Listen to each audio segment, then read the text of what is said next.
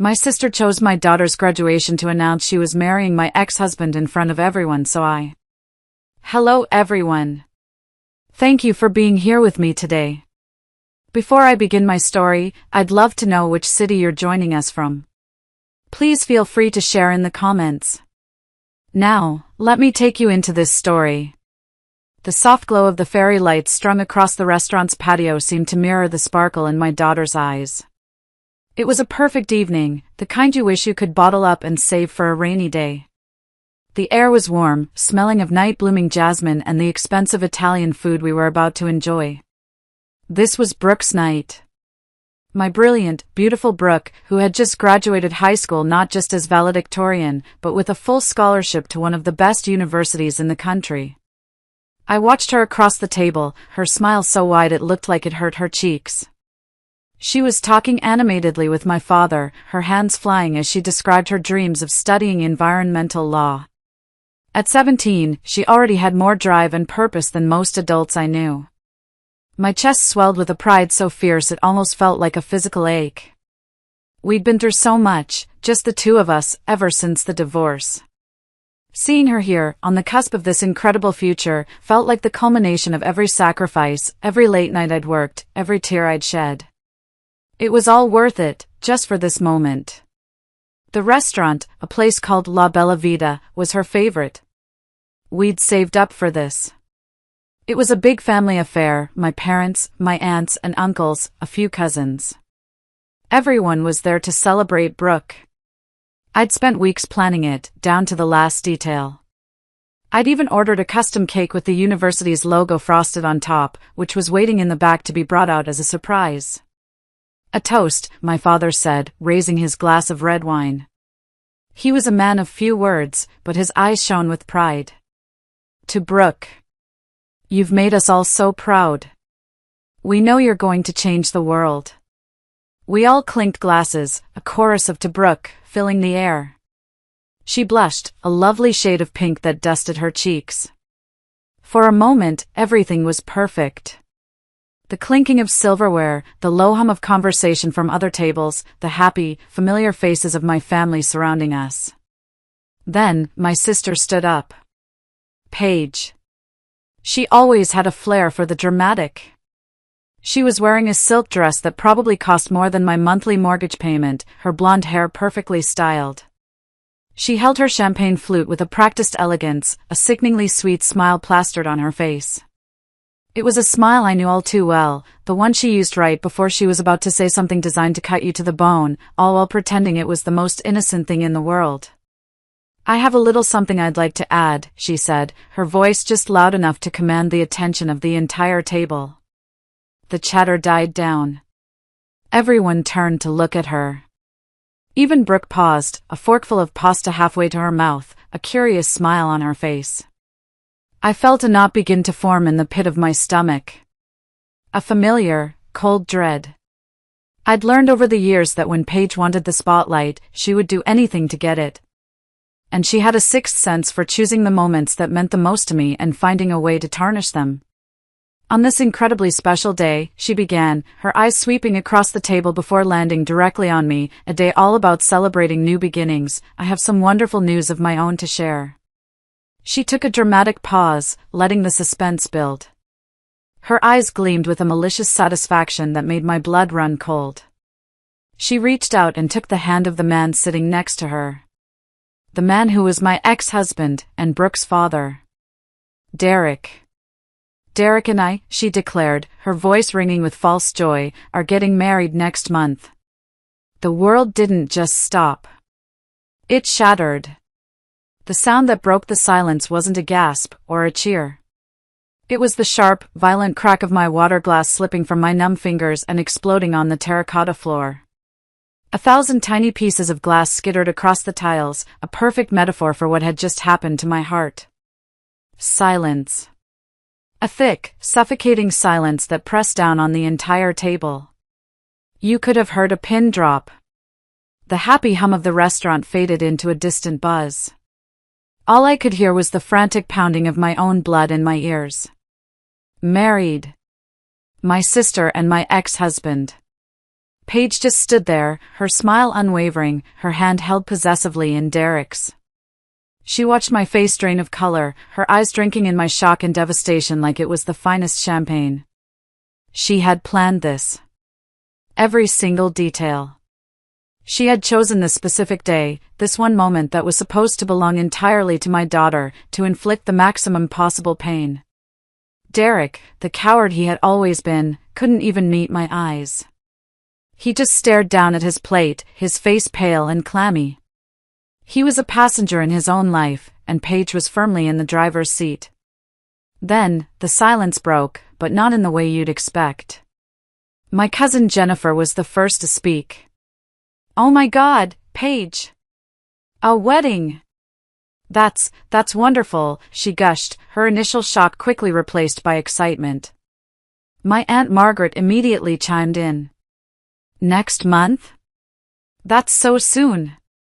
Have you thought about venues? The country club would be lovely this time of year." It was like watching a train wreck in slow motion. The focus of the entire evening shifted in an instant.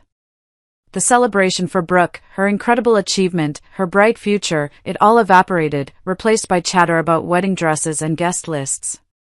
My daughter, my precious 17-year-old girl, just sat there, frozen. Her fork was still in her hand, her mouth slightly agape. The light in her eyes had been extinguished, replaced by a look of profound confusion and hurt. She was watching her family, her aunt and her own father, implode on what should have been the proudest day of her young life. My mother, sitting at the head of the table, looked from Paige to me. There was no sympathy in her eyes for me. Only a clear, shining favoritism for her younger daughter. She reached across the table and squeezed Paige's free hand. "Well, this is certainly a surprise," she said carefully. "But if you two have found happiness together, then of course, we support you." Her words were a knife in my gut. Support them? She hadn't even looked at me. She hadn't even acknowledged the shattered glass at my feet, or the shattered look on her granddaughter's face. In that moment, I realized with crushing clarity that Paige had already secured her allegiances. This wasn't just an announcement, it was a coronation. And I was the peasant being publicly dethroned. The graduation party I had spent weeks planning was now nothing more than background noise for Paige's grand reveal. As the sickening buzz of wedding chatter filled the air, my mind reeled backward, 2 years into the past. It all came flooding back, not as a memory, but as a series of exhibits in a trial I didn't even know I was a part of. The divorce from Derek had been messy, a brutal war of attrition. He'd had an affair, or so I thought at the time, that there was just one, and our finances were a tangled mess. I was a wreck. I remember nights spent crying on my kitchen floor, feeling like my entire world had been pulled out from under me. And who was there, holding me, wiping my tears, and cursing his name right alongside me? Paige. She had been my confidant, my rock. She would come over with a bottle of cheap wine and a pint of ice cream and let me vent for hours. "He's a monster, Audrey," she'd say, her voice full of righteous anger. "He never deserved you. Karma will get him, you just wait." She listened to all my fears about money, about raising Brooke alone, about whether I'd ever be happy again. She helped me go through bank statements, organize paperwork for my lawyer. She said she wanted to help take the burden off me. "You're my sister," she'd told me, hugging me tightly. "I'll always be in your corner." What a fool I'd been. I remembered one specific evening, about a month after Derek had moved out. Paige was at my house, helping me sort through old photos for the custody hearing. She picked up a picture of the 4 of us, me, Derek, Brooke, and her, on a vacation years ago. "It's such a shame," she'd sighed, tracing Derek's face with her finger. "He had a good life with you. He just didn't know how to appreciate it." Her voice was laced with a strange sort of longing. I thought it was sympathy at the time. Now, I saw it for what it was, envy. While I was rebuilding my life piece by piece, focusing on getting Brooke through her final years of high school, Paige hadn't been in my corner. She'd been in my ex-husband's bed.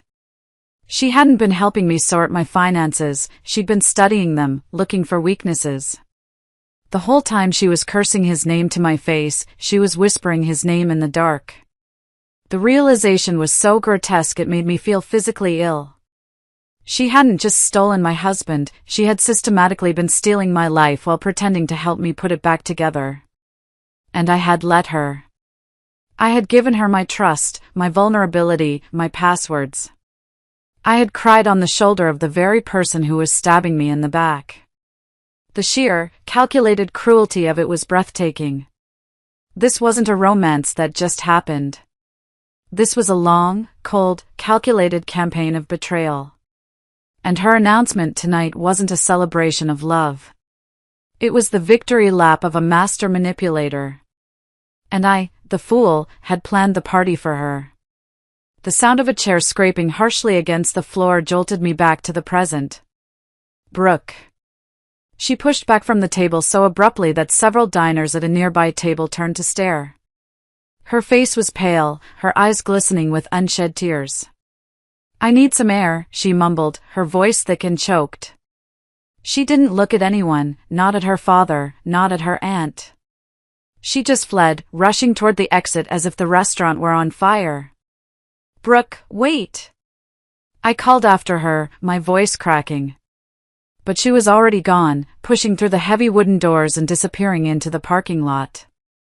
The sight of my daughter, my brilliant, resilient daughter, running away in tears on her special night, ignited something inside me. The shock and the grief that had paralyzed me moments before began to curdle into a cold, hard rage. Paige watched my daughter flee with an expression that looked suspiciously like satisfaction. As if Brooke's pain was just another trophy in her twisted game. That was it. That was the final straw. I turned back to the table, my movements slow and deliberate. Every eye was on me. The excited chatter had died down again, replaced by an uncomfortable tension. "When did this start?" I asked quietly. My voice didn't shake. It was low and steady, cutting through the thick atmosphere like a shard of glass. The question hung in the air, a drop of poison. Everyone shifted in their seats. Paige's perfect smile faltered, just for a second. It was a tiny crack in her flawless facade, but it told me everything I needed to know. She'd been planning this humiliation for months, maybe even longer. "Audrey, don't make this awkward," she said, her tone shifting to that patronizing voice she always used when she wanted to make me feel small and irrational. "We're all adults here. Derek and I, we found each other during a difficult time. Sometimes love just happens when you least expect it." "Love?" The word sounded obscene coming from her mouth. It scraped against my ears like fingernails on a chalkboard. I thought of the text messages I'd found on Derek's old tablet months after he'd left, messages between him and Paige that dated back to when we were still married. Compromising messages. I had confronted her about it back then, and she had laughed it off, calling it innocent flirting, telling me I was being paranoid after the divorce. My gaze drifted to her hand, still entwined with Derek's. A massive diamond glittered on her finger, catching the restaurant lights and flashing like a weapon. It looked expensive. Far too expensive for Derek to afford on his assistant manager salary at the car dealership, a salary I knew all too well from years of managing our family budget. The dealership had been struggling, and he was always complaining about money. So where did the money for that ring, for this whole new life, come from?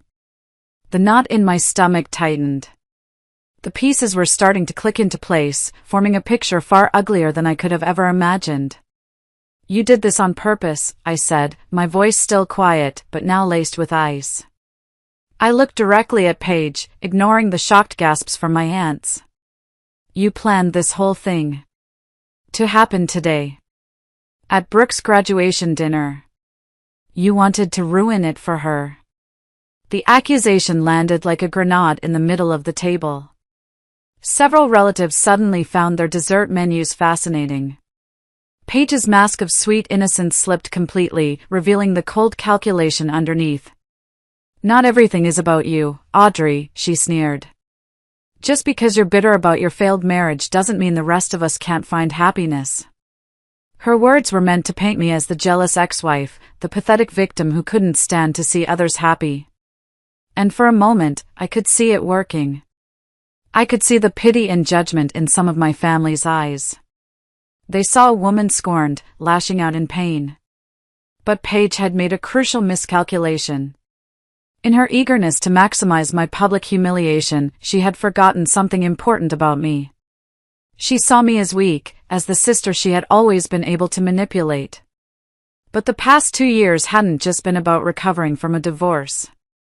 They had been about rediscovering my own strength. While she was busy seducing my ex-husband and planning this elaborate betrayal, I had been quietly gathering information, making connections, and preparing for a war I didn't even know was coming. I stood up slowly, feeling every eye in the restaurant on our table. "You're right, Paige," I said, my voice carrying clearly across the now silent room. "Today is a perfect day for sharing news." I reached into my purse. It was a large bag, filled with all the essentials of a single mom. But tonight, tucked inside a simple manila envelope, was my insurance policy. It contained more than just Brooke's graduation photos. It held evidence that would destroy them both in ways they never saw coming. In fact, I continued, pulling out my phone and placing it on the table.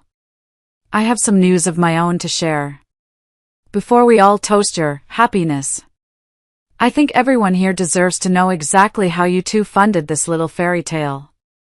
Especially since some of it was stolen from hardworking families right here in our community."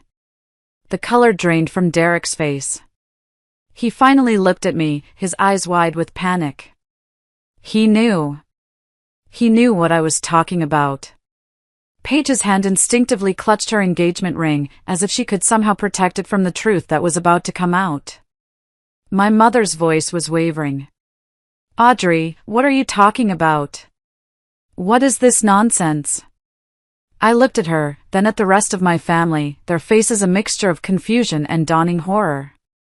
"I'm talking about the $57,000 that Derek here embezzled from customer down payments at Riverside Motors," I said calmly, watching his face turn ashen. "And I'm talking about the $12,000 that my dear sister Paige transferred from my accounts to fund their romantic getaways while I was struggling to pay for Brooke's school fees." I let the words sink in, a deafening silence falling over the table once more. "I'm talking about the fact," I finished, my voice ringing with cold, hard clarity, "that your future son-in-law is a thief. And your daughter is his accomplice." The silence that followed my accusation was absolute. It was so profound you could feel the weight of it, pressing the air out of the room. Derek's hands were shaking so badly he could barely reach for his water glass. Paige's carefully applied makeup seemed to crack under the strain of her rapidly crumbling composure. That's impossible," she whispered, but her voice had no conviction. It was the weak protest of someone who had just been caught red-handed.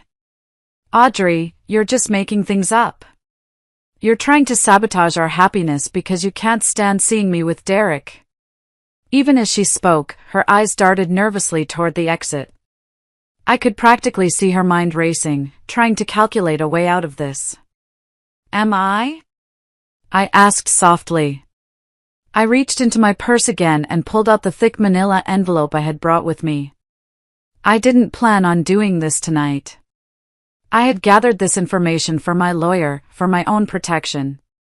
But Paige had forced my hand. She had turned my daughter's celebration into a public execution, and now I was going to turn the tables. I opened the clasp and slid out a stack of papers. "The bank records are very clear, Paige," I said, laying a statement on the table.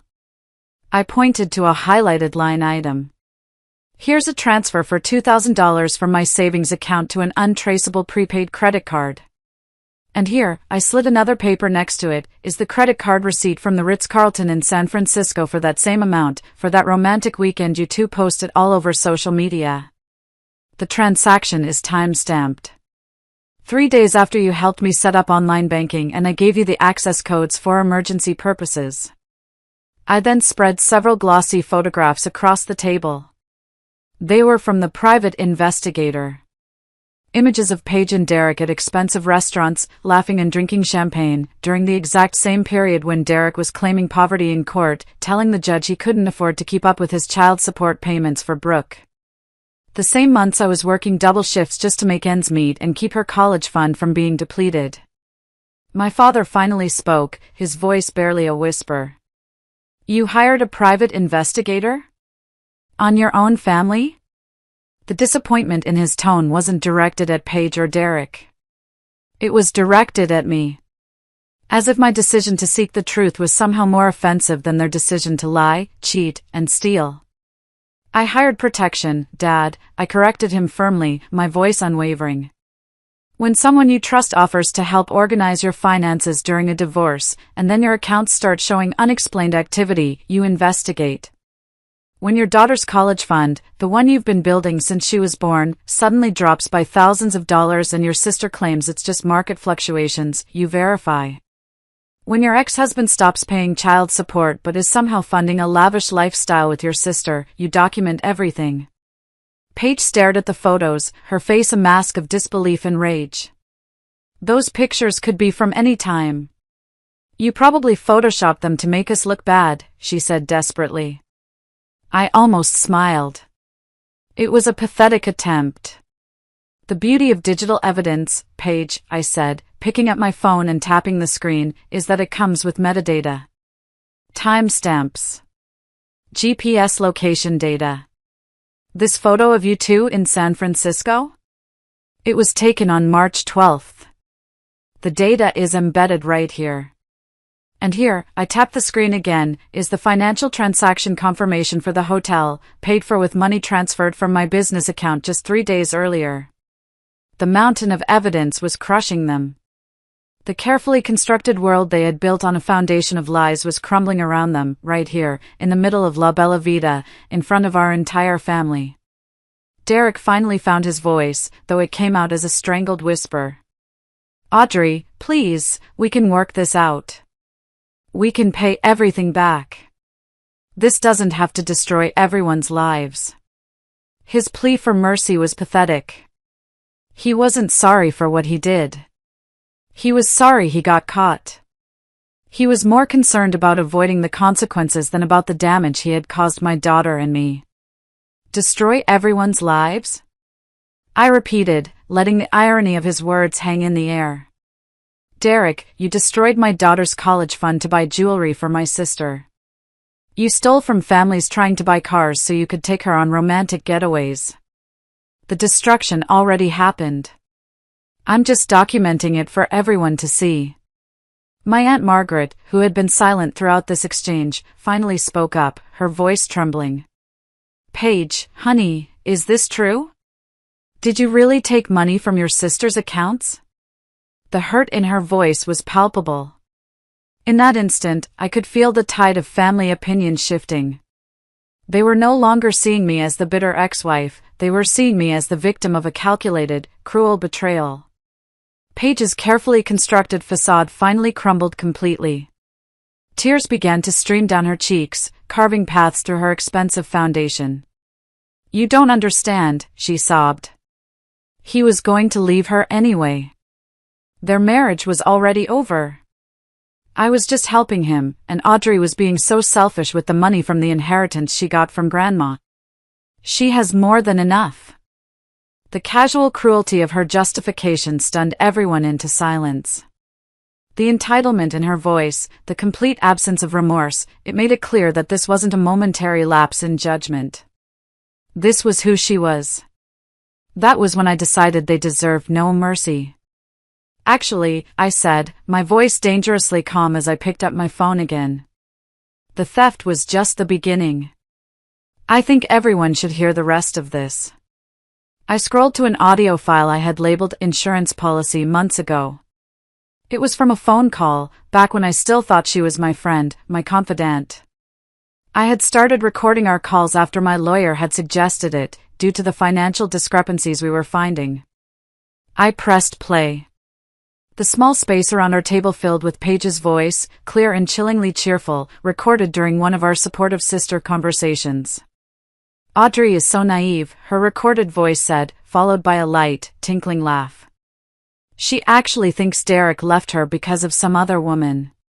She has no idea I've been encouraging him to ask for more in the divorce settlement, more alimony, more everything. The more he takes from her, the more we have to build our new life together. And the best part is, she trusts me to help her with all the legal paperwork. She thinks I'm saving her money on lawyer fees. The recording continued. It was only 30 seconds long, but it felt like an eternity. Paige's recorded voice went on, describing in gleeful detail how she had been manipulating both of us, playing us against each other while systematically draining my resources. Her laughter on the recording was the most chilling part. Especially the part where she joked about bleeding Audrey dry before Derek officially left. I pressed stop. The silence that followed was heavier than a tombstone. Derek's face had gone completely white. He stared at Paige, his mouth hanging open. "Paige, you told me those were just venting sessions. You said you didn't mean any of that." His protest revealed that even he hadn't fully understood the scope of her manipulation. She had been using him just as much as she had been using me. I looked directly at my sister, whose face was now a mess of tear-streaked makeup and pure, unadulterated horror. "Oh, I think she meant every word," I said. Paige looked around the table desperately, her eyes pleading for a single ally, a single person who would take her side. But she found only disgust and disappointment staring back at her. The recording had been undeniable. It wasn't just my word against hers anymore, it was her own voice, her own laughter, condemning her. "You're taking it all out of context," she cried, her voice rising with hysteria. I was upset when I said those things. I was protecting Derek from your vindictive behavior during the divorce. Protecting him? I asked, my voice dripping with disbelief. You were coordinating with him to defraud me. The only thing you were protecting was your access to my money. But even then, even with everything exposed, she made one last, desperate attempt to salvage her fantasy. Even if some of that is true, she said, her voice taking on a defiant edge, Derek and I love each other. We're getting married, with or without your approval. You can try to punish us, but you can't stop us from building a life together.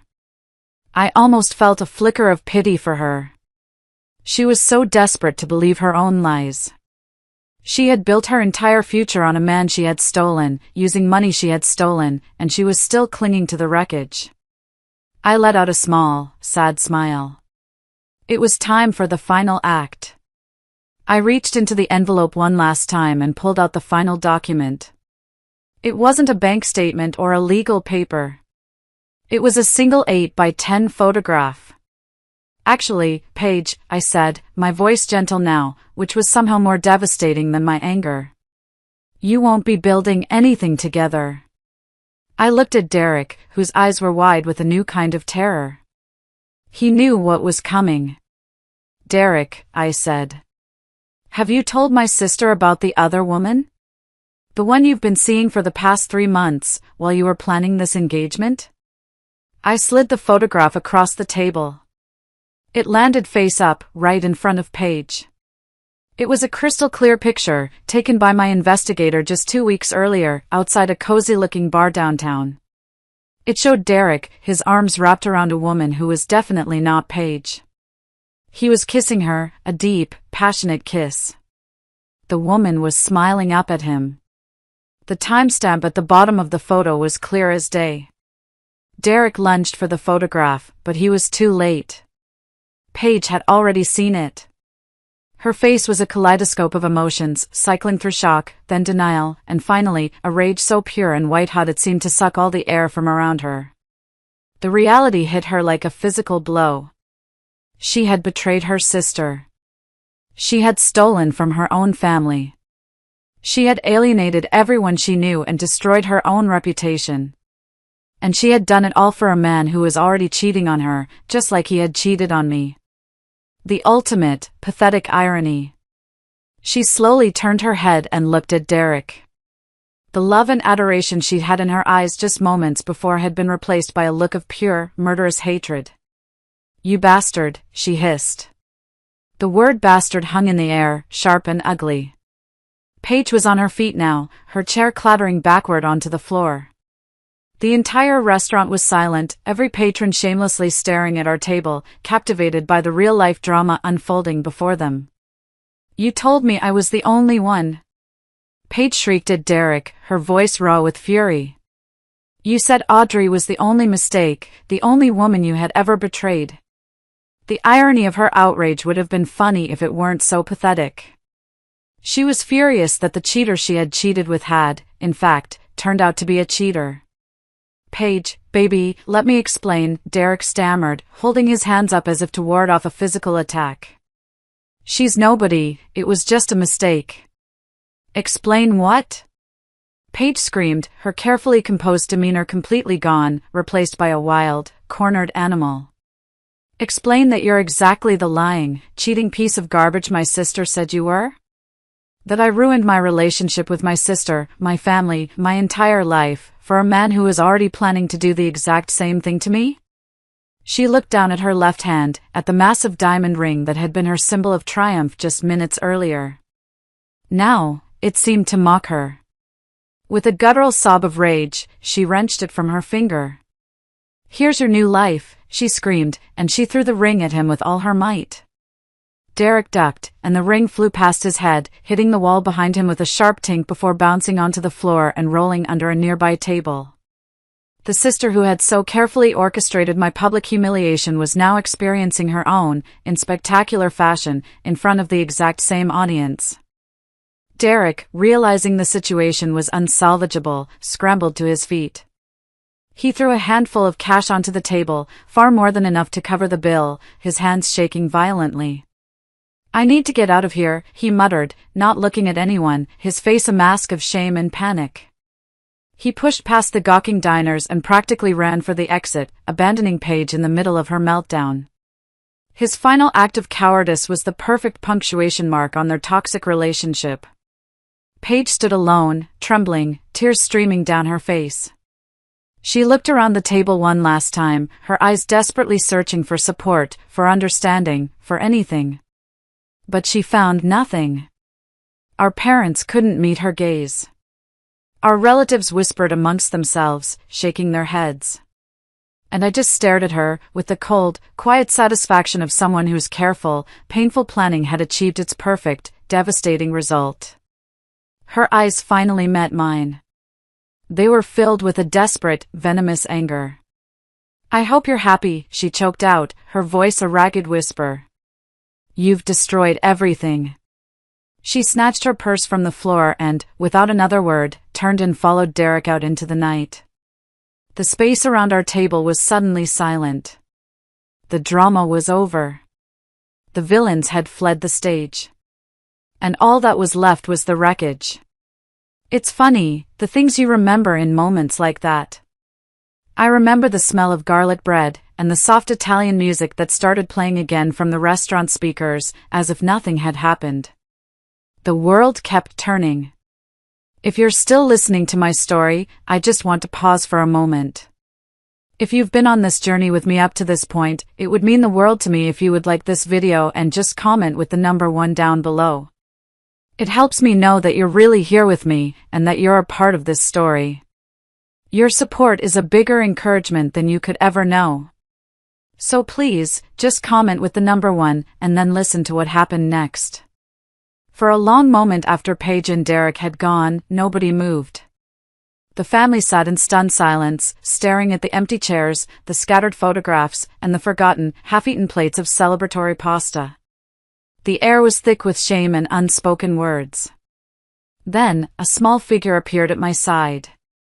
It was Brooke. She must have been watching the entire confrontation from just inside the restaurant entrance. Her face was streaked with tears, but as she looked at me, there was something else in her eyes. Something that looked like pride. "Mom," she said quietly, her voice a little shaky. "I heard everything." She wrapped her arms around me, burying her face in my shoulder. I held her tight, the first genuine, warm feeling I'd had all evening. Is it really over?" "It's really over, baby," I confirmed, stroking her hair. And your college fund is safe. I made sure of that months ago. I felt the tension leave her body in a sudden rush of relief. I realized then that she had been carrying the stress of our financial situation for far longer than I had known, a silent burden on her young shoulders. My father cleared his throat, the sound unnaturally loud in the quiet restaurant. He looked at me, his eyes filled with a deep, weary regret. "Audrey," he said, his voice rough with emotion. "I owe you an apology. I should have trusted you. When you first raised concerns about Paige's behavior after the divorce, we dismissed it. We thought you were just hurt and jealous." He shook his head slowly. "We should have supported you. It was a start. It couldn't erase months of him and my mother choosing Paige's lies over my truth, but it was a start." "What happens now?" my mother asked, her voice small and uncertain. She looked lost, her entire worldview upended in the space of an hour. "With Paige, I mean. Will there be legal consequences for what she did?" The question hung in the air. Everyone looked at me, waiting for my verdict. Would I send my own sister to jail? "That depends," I answered honestly, gathering the papers and photos from the table and sliding them back into their envelope. "It depends on whether Derek's employers decide to press charges for the embezzlement, which I think is very likely. It depends on whether the families he stole from decide to file a civil suit." I paused, taking a deep breath. "And it depends on whether I decide to press charges for the identity theft and fraud." I looked at my daughter, at her tired but hopeful face. "Right now," I said, my voice firm, "I'm more focused on making sure Brooke's future is secure. I'm focused on rebuilding what Paige tried so hard to destroy." We didn't stay for the cake. The celebration was over. But as we walked out of the restaurant, Brooke's arm linked through mine, I didn't feel broken. I felt free. The truth was finally out. The cancer that had been poisoning my family for years had been cut out. The path ahead wouldn't be easy, but for the first time in a long time, it felt like my own. The weeks that followed that disastrous graduation dinner were like the aftershocks of an earthquake. The consequences of that night rippled through our family and our community, shaking everything to its core. It turned out, my evidence was just the tip of the iceberg. When I anonymously forwarded the information about the embezzlement to the owner of the car dealership, they launched a full internal audit. They discovered that Derek's theft was far more extensive than I had realized. It had been going on for over a year, and he had stolen from at least 3 other families who had lost their entire down payments. All 3 of those families pressed charges. Derek lost his job, of course, and was facing potential prison time. His life, as he knew it, was over. He had gambled everything on Paige, and lost spectacularly. Paige's downfall was just as swift. Her accounting firm terminated her employment the moment they learned of her involvement in the fraud scheme. A professional conduct review was launched, and her accounting license was suspended. The career she had spent years building, the one she had used as a weapon to belittle my own professional life, was gone in an instant. The massive diamond ring she had thrown at Derek was later recovered by the restaurant staff and became evidence in multiple criminal cases, having been purchased with stolen funds. But the most satisfying twist of all came about a month later. The other woman, the one from the photograph, turned out to be an investigative reporter. She had been working on a story about financial fraud in the local automotive industry and had gotten close to Derek to gather information. Her exposé was published on the front page of the regional newspaper.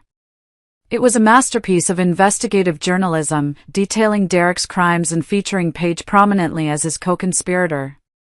Their faces were plastered for everyone to see.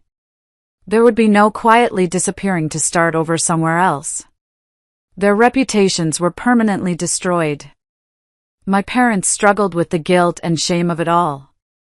The relationship was strained for a while, but they began to rebuild trust not with empty apologies, but with consistent actions. They helped me establish a new, protected college fund for Brooke, making a significant contribution themselves. They started showing up, really showing up, for their granddaughter. My father, in a gesture that meant more to me than any words, insisted on personally driving Brooke to her university for freshman orientation. It was a long drive, just the two of them. When she called me that night from her new dorm room, she told me he had cried and told her how sorry he was for ever doubting me, and how proud he was of both of us. The healing had begun. As for Paige and Derek, they disappeared from our lives as completely as if they had never existed. Occasionally, I'd hear rumors through the grapevine about their mounting legal bills and their struggles. But I felt no curiosity about their fate. They had made their choices. They had sown the wind, and now they were reaping the whirlwind, without any support from the family they had so carelessly betrayed. For years later, I sat in a sea of cheering families under the warm California sun. The air was filled with the sound of pomp and circumstance and the scent of freshly cut grass. I looked around at the faces beside me, my parents, my aunts and uncles, all of whom had learned to value loyalty over convenience. And right next to me, squeezing my hand, was Brooke. Except she wasn't the 17-year-old girl who had fled a restaurant in tears anymore. She was a confident, brilliant 21-year-old woman, walking across the stage to receive her diploma from one of the best law schools in the country. As I watched her shake the dean's hand, a radiant smile on her face, I felt nothing but a profound sense of gratitude. Gratitude for her strength, for her resilience, and even, in a strange way, for that disastrous graduation dinner 4 years ago. That night had been a trial by fire. It had revealed who people really were when their masks came off, and it had taught me that sometimes the most devastating betrayals lead to the most liberating truths. Brooke had thrived.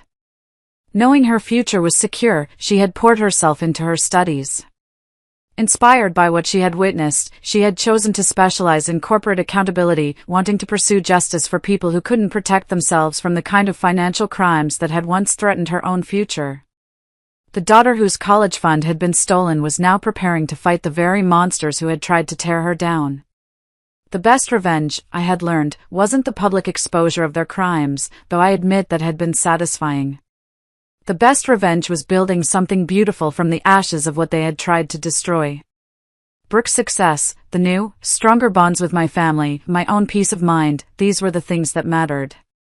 These were proof that their attempts to tear us down had ultimately only made us stronger. Paige had intended to destroy me, but instead, she had revealed my strength. She had intended to steal my future, but instead, she had motivated me to build one better and stronger than I had ever imagined. In her desperate attempt to win the twisted game she had created, she had forgotten one simple rule: some people refuse to play by rules designed to make them lose. The final irony was that Paige's greatest triumph, that graduation dinner announcement, had actually been the moment of her greatest defeat. By choosing to maximize my public humiliation, she had ensured the maximum number of witnesses to her own downfall. By planning the perfect moment to reveal her betrayal, she had given me the perfect audience for revealing the truth of her crimes. Standing there, in that cheering crowd, watching my daughter step into her future, I realized our family story had come full circle. I had chosen documentation over confrontation, patience over rash revenge. I had chosen to protect my daughter's future instead of funding my sister's fantasy. And that choice, I knew with every fiber of my being, had made all the difference.